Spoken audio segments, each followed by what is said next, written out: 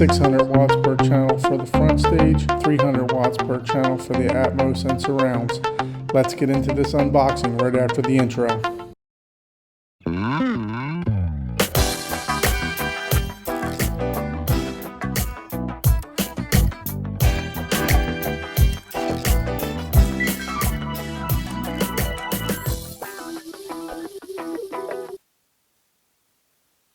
What's up, YouTube? Welcome back to Horizon Theater. Today we're going to be unboxing 3 of Emotiva's amps. I have the XPA-DR3, the XPA-5, and the XPA-7 here. Now, the DR3 is rated to do about 450 watts per channel, all channels driven, to 8 ohms, and 600 watts, all channels driven, to 4 ohms. The XPA-5 is rated to do 250 watts per channel, all channels driven, to 8 ohms, and I would say about 350, 340 watts per channel for 4 ohms, all channels driven.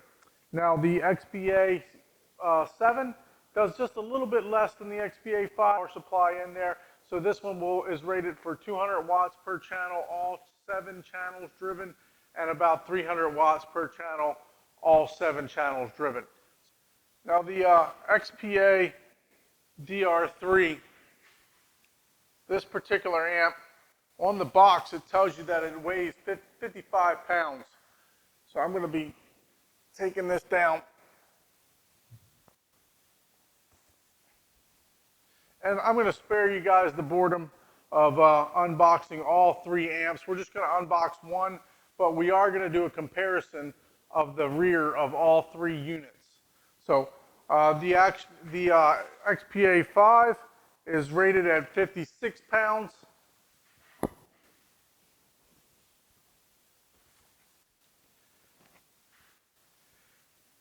And the XPA-7 says that it's 63 pounds.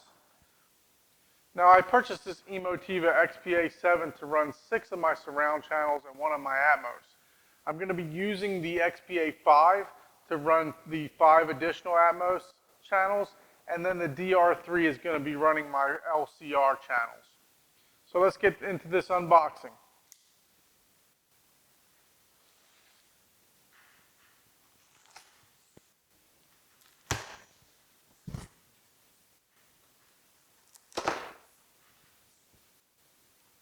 Now the good thing is Emotiva did was they actually double boxed this. So this amp came double boxed.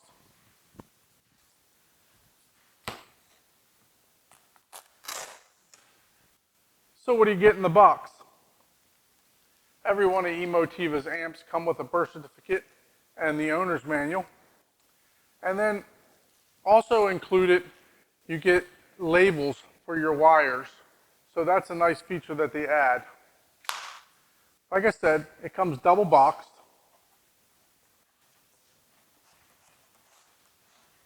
And it has a nice foam pad that fits around the top of the box. So in addition to the double boxings, you also get the nice foam pad. Now this thing's no slouch here, it's 63 pounds. This is the XPA-7.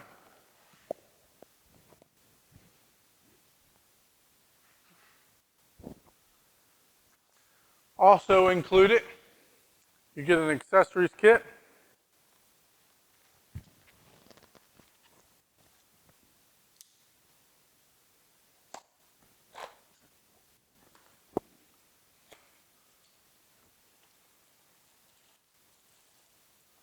Which includes your power cord and your triggers, your trigger cord.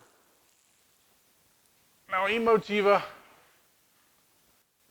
has put this nice felt cloth on the outside. It feels like it's all taped at the bottom. As you can see, the case is made very sturdy.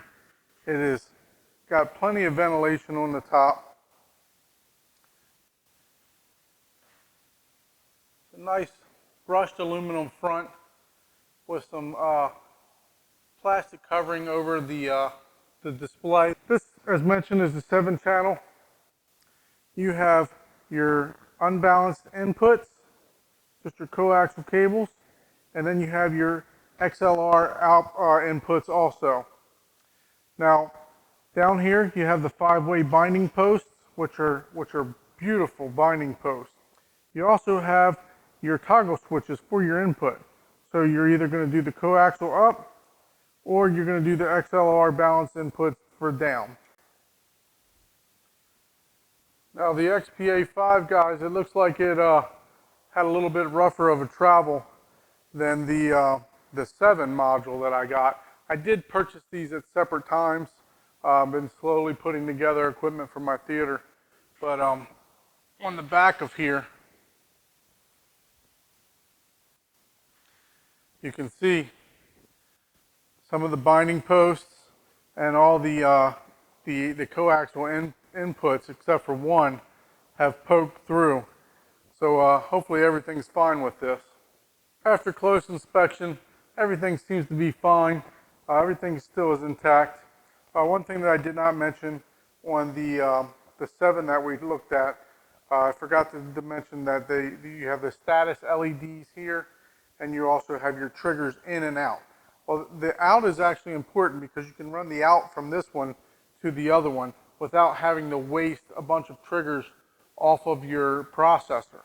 So you can daisy chain basically the triggers for the Emotiva amps, which makes them all fire up almost simultaneously.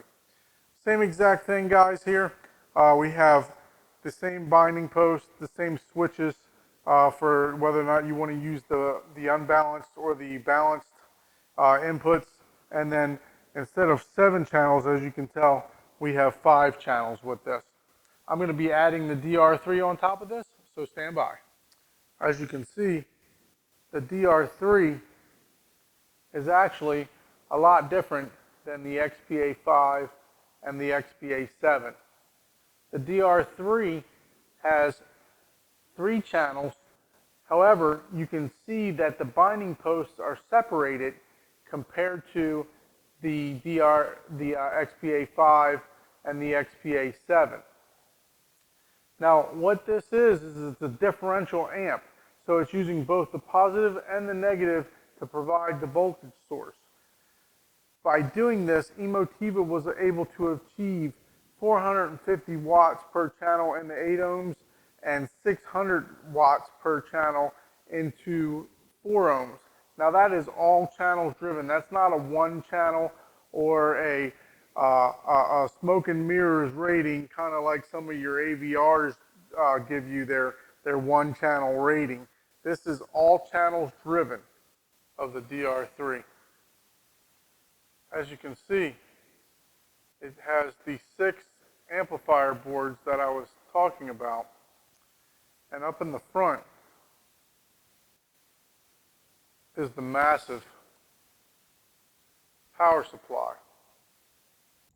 The XPA-5 is on the left, the DR3 is on the right, and you can definitely see a major difference in the size of the amplification boards between these 2 units. Now guys, as you can see, the Emotiva has the blue light indicators, 1 for each channel. Now I can control these and turn them off at nighttime if you do not want to see these. Now guys, I have had the opportunity to hook up the DR3 to my Denon 6300, and I can tell you what, this amp runs cooler than my Denon with an Aircom T10 on the top of it. I mean, I can literally touch this amp running 600 watts per channel. Now, I've not cranked it up that loud to get it up to 600 watts per channel, but I can tell you what, this is really the coolest temperature amp that I've ever been around. That's it for this video. Please don't forget to like the video, subscribe to the channel, and hit that bell notification for the upcoming videos.